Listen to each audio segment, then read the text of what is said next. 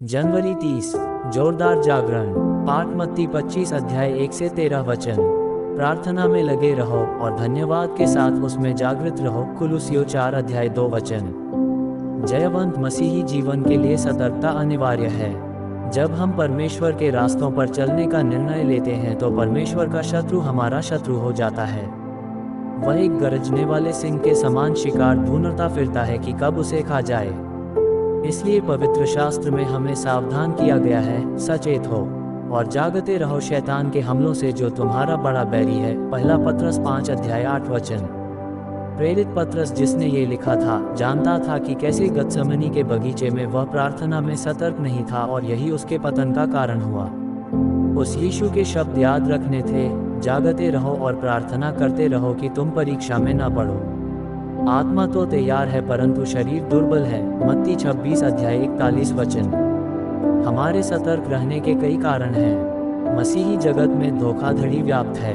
ईश्वर के असली सेवकों की तुलना में झूठे भविष्यद्वक्ताओं की संख्या कहीं ज्यादा है। यीशु ने अपने चेलों को पहले से ही सतर्क किया, सावधान रहो, कोई तुम्हें भरमाने न पाए। मत्ती 24 अध्याय 4 वचन। मरकुस 13 अध्याय 5 वचन। बीमारी से बचाव भला। मूलतः हम स्वार्थी हैं। हम स्वभावतः अपने हित की रक्षा करते हैं पर दूसरों को ठेस पहुंचाने में संवेदनशील नहीं होते हैं। जब तक हम सतर्क व सावधान नहीं रहेंगे तब तक हम दूसरे लोगों का आसानी से अपमान करते रहेंगे। यीशु ने घोषणा की, हाय उन पर जो दूसरों को सताते हैं। लूका 17 अध्याय 1 से 3 वचन। परमेश्वर ने हमें अपने वरदानों व अनुग्रह से आशीषित किया है। ये हमारे विश्वास पर वचनबद्ध है।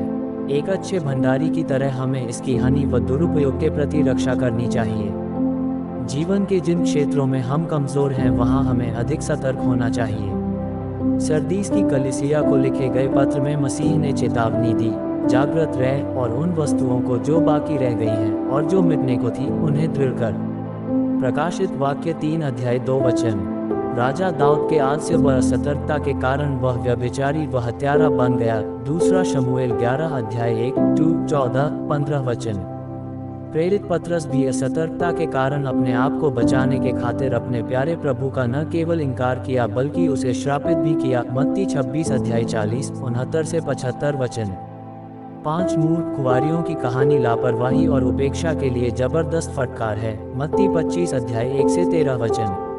परमेश्वर के कार्य में जो लोग सक्रिय हैं वे सावधान हो जाए कि दूसरों को आशीष देने में वे इतने व्यस्त न हो जाए कि उन्हें अपनी ही दाग की बारी की देखभाल के लिए समय न रह जाए। श्रेष्ठ गीत 1 अध्याय 6 वचन। यदि हम सतर्क रहने के लिए चैतन्य और नियमित प्रयत्न नहीं करेंगे तो हमारा प्रार्थना का जीवन धीरे धीरे क्षीण हो जाएगा। प्रार्थना में लगे रहना और सतर्क रहना ये दोनों कभी न अलग होने वाले साथी हैं।